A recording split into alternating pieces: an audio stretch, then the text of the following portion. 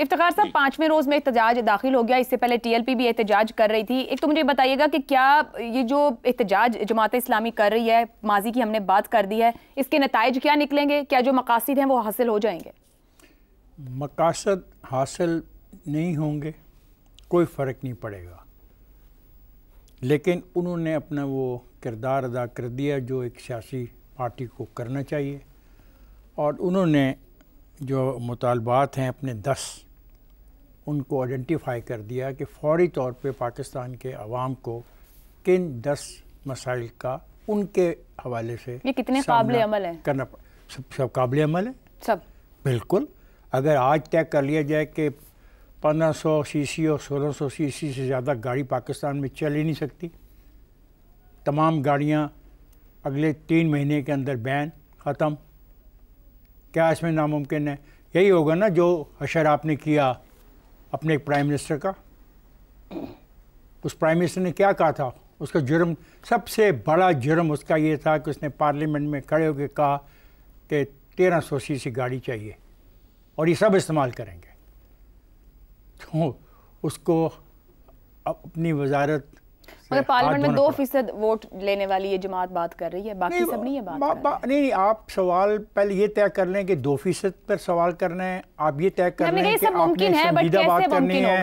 سنجیدہ بات یہ ہے کہ بالکل صحیح مطالبات ہیں یہ 10 مطالبات، اور بھی ہیں، ٹھیک ہے، پاکستان کے عوام کے ایشوز اور بھی ہیں، لیکن یہ 10 مطالبات کہ جس طرح حسن نثار جیسا انقلابی حمایت کر رہا ہے، میں بھی حمایت کرتا ہوں. آپ دونوں تو دھرنے میں پہلے جائیں. بالکل بالکل بالکل جائیں گے، بالکل جائیں گے.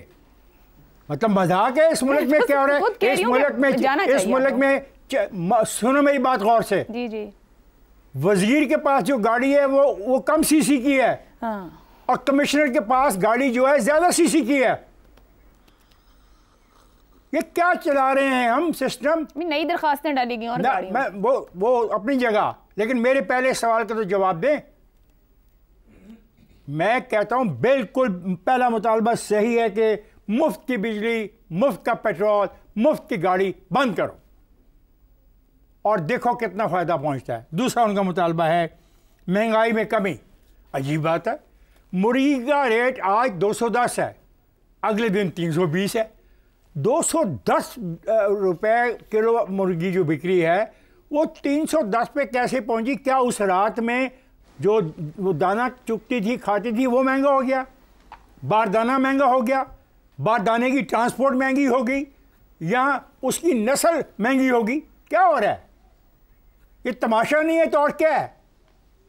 ہر جگہ پہ مافیا آپ لوگوں نے بٹھایا ہوا ہے. اگر کوئی بھی پاکستان کے اندر حقیقی طور پہ ان مافیاز کے خلاف لڑنا چاہتا ہے تو میں اس کا سپاہی ہوں. ٹھیک ہو گیا. تنگ کر دیے، ہماری زندگیاں حرام کر دی ہیں لوگوں نے. اگلا سوال آپ کا ہے، آپ کا اگلا سوال ہے کیا جماعت اسلامی انہی مقاصد کے لیے مزید؟ پتہ نہیں آپ کو یہ کون پٹی پڑھاتا ہے، ہر آدمی کی نیت پر آپ شک کرتے ہیں. ہم نے تو تاریخ رکھی ہے پیچھے، آپ کے سوال کوئی پٹی نہیں پڑھاتا ہے. آپ کے سوال کا جواب ہے، آپ اپنے سوال پڑھ لیں. آپ ہر آدمی کی نیت پر شک کرتے ہیں. نہیں، ہم شک نہیں کر رہے. پھر آپ نے اپنے ہم ماضی سامنے رکھ کے بات کر رہے ہیں. ماضی بالکل ٹھیک ہے. کیا ماضی ان کا؟ ابھی تو بتایا. کیا ماضی ان کا؟ کیا انہوں نے مرغیاں مہنگی بیچی؟ ہاں، ان کا ایک ماضی جس کے خلاف ہوں میں، جو انہوں نے افغان جہاد میں ایک ایسی جنگ کے اندر سپورٹ کیا روس کے خلاف، امریکہ کی حمایت میں اس کے خلاف ہوں. ٹھیک ہو گیا، بالکل خلاف ہوں میں اس کے. اور یہ نہیں، میں جب میں طالب علم تھا میں تب سے خلاف ہوں، کیونکہ میں جاگیرداری کے خلاف ہوں، میں سرمایہ داری کے خلاف ہوں. ہم سب پاکستانی ہیں، ہم پاکستانی برے طریقے سے تباہی کی طرف جا رہے ہیں، ہمیں لوٹا جا رہا ہے، اور لوٹنے والوں کے خلاف کوئی شخص بھی آواز بلند کرے گا میں اس کے ساتھ کھڑا ہوں گا. شہزاد صاحب، مجموعی طور پر ملک کی اگر صورتحال کی بات کریں، کے پی کی تشویشناک صورتحال ہے. پی ٹی آئی 5 اگست کو بڑے احتجاج کی طرف جا رہی ہے، سیاسی عدم استحکام ہے. پی ٹی آئی نے آج جماعت اسلامی کی حمایت کا اعلان کیا ہے. پی ٹی آئی اسٹیبلشمنٹ سے اپیلیں کر رہی ہے. گزشتہ 3 روز سے جو بیانات آ رہے ہیں بانی پی ٹی آئی کے، اب ایسے میں جو دھرنے کی بات ہوتی ہے، میں یہ بات نہیں کہہ رہی، بہت سی گفتگو ہو رہی ہے، کیا سازشی مفروضات کی گنجائش ہے؟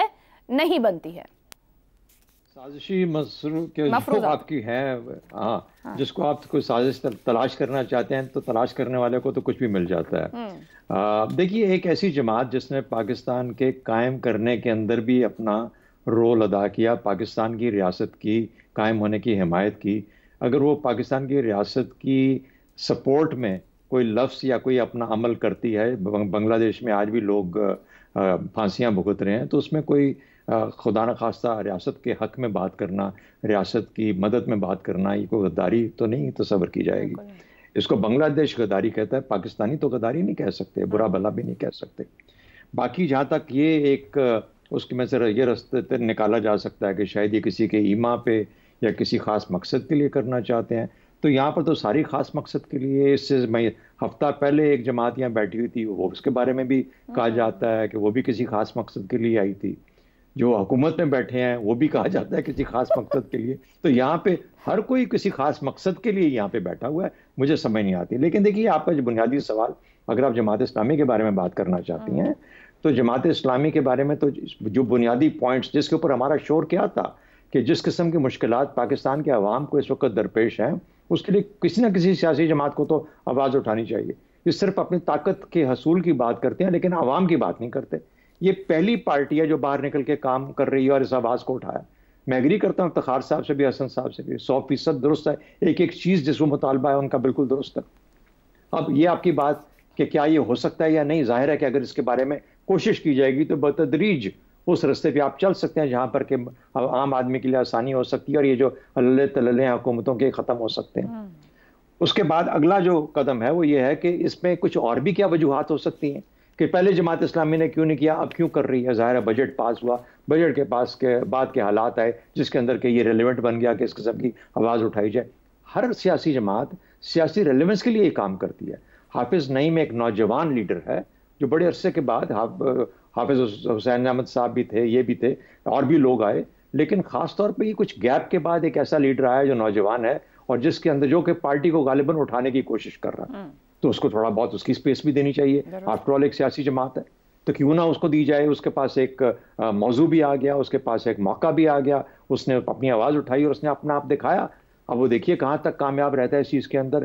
اس میں بھی کوئی حقیقت نہیں ہے کہ تاریخی طور پر یہ جماعت کا کوئی انتخابی عمل دخل میں کو بہت زیادہ اس کا ایفیکٹ نہیں ہوا، لیکن ایک تنظیمی جماعت کے طور پر، ایک آواز کے طور پر اس نے اپنی ہمیشہ اپنی اہمیت اجاگر کی کراچی کے اندر. اور پھر اب کراچی کے اندر جو سپیس کریٹ ہوئی ہے، پولیٹیکل سپیس، نہ اس کو پیپلز پارٹی بھر پا رہی ہے مکمل طور پہ، نہ ایم کیو ایم واپس اپنا حاصل کر پا رہی ہے، پی ٹی آئی کو زائل دوبارہ ہو گئی وہاں پہ. تو اب سپیس کریٹ ہوئی. اس سپیس کو جب آپ یہاں سے شروع کریں گے تو کراچی کے اندر حافظ نعیم نے جو کام کیا اس کی ایک ری انفورس ہو جاتی ہے، اس کی ایبلٹی، اس کی یہ قابلیت کہ وہ کراچی کے اندر اپنا رول ادا کر سکتا ہے. تو ایک سیاسی پس منظر بھی ہے اس ساری چیز کا، اس کو بھی ہمیں مد نظر رکھنا ہے.